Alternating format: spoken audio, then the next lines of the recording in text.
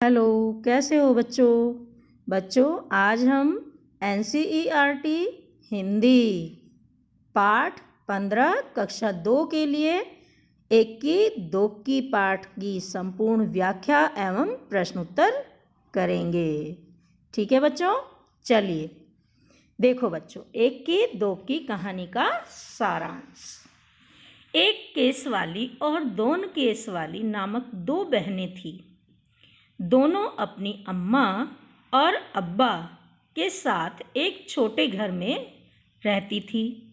एक केस वाली के एक ही बाल था, इसलिए अब सब उसे एक की कहकर बुलाते थे। दोन केस वाली के 2 बाल थे, इसलिए सब उसे 2 की कहकर बुलाते थे। दोन केस वाली बड़ी घमंडी थी। अम्मा दोन केस वाली को दुनिया की सबसे सुंदर लड़की समझती थी, किंतु बाबा को इन चीज़ों के बारे में सोचने की फुर्सत ही नहीं थी। दोकी हमेशा अपनी बहन पर रोब जमाती थी। एक दिन एक ही घने जंगल में गई। चलते चलते वह जंगल के बीच जा पहुंची। चारों तरफ सन्नाटा था। अचानक उसने एक आवाज़ सुनी, पानी, मुझे प्यास लगी है, कोई पानी पिला दो। एकी ने चारों तरफ घूमकर देखा तो वहाँ कोई नहीं था। फिर उसने देखा कि एक सूखी हुई मुरझाई मेहंदी की एक झाड़ी के पत्ते फरफरा रहे हैं। पास ही पानी की धारा बह रही थी।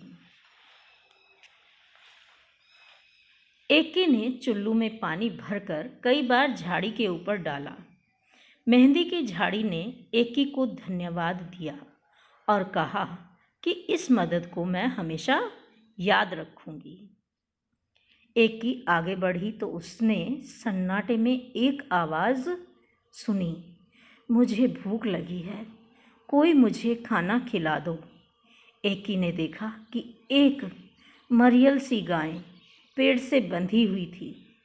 एकी ने घास फूस इकट्ठा करके गाय को खिलाया। उसके बाद उसने गाय के गले में बंधी रस्सी को खोल दिया। गाय ने एकी को धन्यवाद दिया और कहा कि वह उसकी मदद को हमेशा याद रखेगी। कि एकी आगे चलती बनी। वह चलते चलते बहुत थक गई। तभी उसे दूर एक झोपड़ी दिखाई दी। एकी दौड़कर झोपड़ी तक गई और आवाज़ लगाई, कोई है? एक बूढ़ी अम्मा ने दरवाज़ा खोला और बोली, आ गई मेरी बच्ची, मैं तुम्हारी ही राह देख रही थी, अंदर आ जाओ। एकी को झोपड़ी में आकर बहुत अच्छा लगा। तब बूढ़ी अम्मा ने कहा, आओ बेटी, तुम्हारे लिए नहाने का पानी तैयार है। पहले अच्छी तरह से तेल लगाओ और उसके बाद नहा लो, फिर हम खाना खाएंगे। एकी ने बूढ़ी अम्मा की बात मान ली। एकी ने बूढ़ी अम्मा की बात मान ली। फिर जैसे ही एकी ने अपने सिर से तौलिया हटाया, उसके सिर पर एक नहीं बहुत सारे बाल थे। एकी की खुशी का ठिकाना न था। उसने बूढ़ी अम्मा को धन्यवाद किया। बूढ़ी अम्मा ने मुस्कुराते हुए कहा, जब तुम घर जाओ बेटी और हमेशा खुश रहो। कि अब तुम घर जाओ और हमेशा खुश रहो। एकी सरपट अपने घर की तरफ चल पड़ी। रास्ते में उसे गाय ने मीठा मीठा दूध दिया तथा झाड़ी ने हाथों पर रचाने के लिए मेहंदी दी। घर पहुंचकर एकी ने जब सारी कहानी सुनाई तो दोकी कहानी सुनते ही सीधे जंगल की तरफ भागी। भागती दोकी को न तो प्यासी झाड़ी की पुकार सुनाई पड़ी और न ही भूखी गाय। वह धड़धड़ाती हुई झोपड़ी में घुस गई और बूढ़ी अम्मा को हुक्म दिया। क्या हुक्म दिया? मेरे नहाने के लिए पानी तैयार करो। हाँ आओ, मैं तुम्हारी ही राह देख रही थी, पानी तैयार है। नहा लो, बूढ़ी अम्मा ने दोकी से कहा। झटपट नहाने के बाद जैसे ही दोकी ने तौलिया सिर से हटाया, उसकी चीख निकल गई। उसके बचे 2 बाल भी झड़ गए। रोते रोते दोकी घर की तरफ चलने लगी। रास्ते में उसे गाय ने सींग मारा और मेहंदी की झाड़ी ने कांटे चुभो दिए।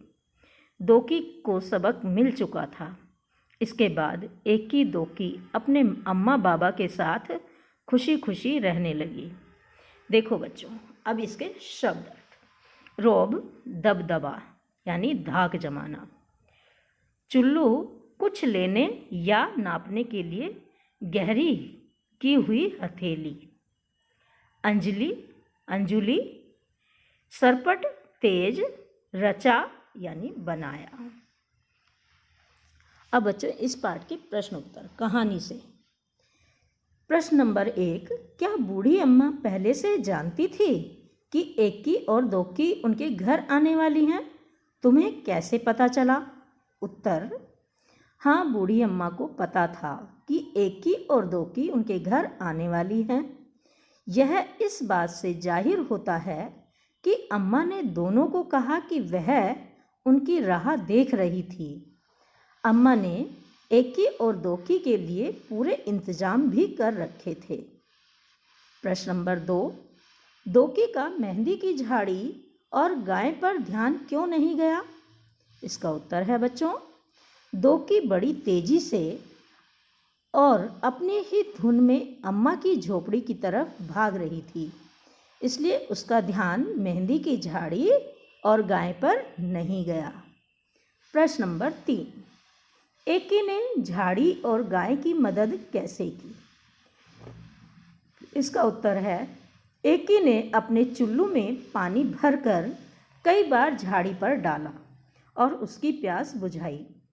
फिर उसने घास फूस इकट्ठा किया और भूखी गाय को खिलाया। उसने गाय के गले में बंधी रस्सी को भी खोल दिया। मेहंदी। प्रश्न नंबर 4, मेहंदी की झाड़ी ने एकी को लगाने को मेहंदी दी। मेहंदी की झाड़ी से लगाने के लिए मेहंदी कैसे तैयार की जाती है, पता करो और सही क्रम में लिखो।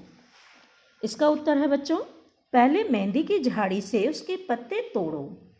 पत्ते तोड़ने के बाद उन्हें अच्छी तरह से धो लो। फिर उन पत्तों को पीसकर उसका पेस्ट तैयार करो। पेस्ट तैयार होने के बाद उसे अपने हाथों में अपनी पसंद की डिजाइन के अनुसार लगा लो। प्रश्न नंबर 5, मेहंदी जब रचाई जाती है तब उसका रंग गाढ़ा होता है और धीरे धीरे फीका पड़ता जाता है। किन किन चीज़ों का रंग कुछ समय बाद फीका हो जाता है? उत्तर, मेहंदी, कमरे के दरवाजों पर किया गया रंग रोगन, सूती कपड़े, कॉपी पर पेंसिल से लिखे गए अक्षर। प्रश्न नंबर 6, नीचे दी गई जगह में अपनी हथेली को रखो। अब इसके चारों ओर पेंसिल फिराओ। लो, बन गया तुम्हारा हाथ। मेहंदी से जो डिजाइन तुम अपनी हथेली पर बनाना चाहते हो वह बनाओ। इसे विद्यार्थी स्वयं करेंगे, यानी बच्चों इसे आपको अपने आप करना है कि आप इसे कैसे करेंगे। ठीक है। अब प्रश्न नंबर 7, कहानी में दोनों बहनों के नाम उनके बालों की संख्या पर पड़ा। सोचकर खाली जगह में नाम लिखो। बालों की संख्या 1, 2, 100 और 0। पूरा नाम 1 केस वाली, 2 केस वाली, 100 केस वाली और बिना केस वाली। छोटा नाम 1 की, 2 की, 100 की और गंजी। अब तुम्हारे वाक्य। प्रश्न नंबर 8, नीचे कुछ वाक्य लिखे हैं। हर वाक्य में एक मोटा शब्द छपा है।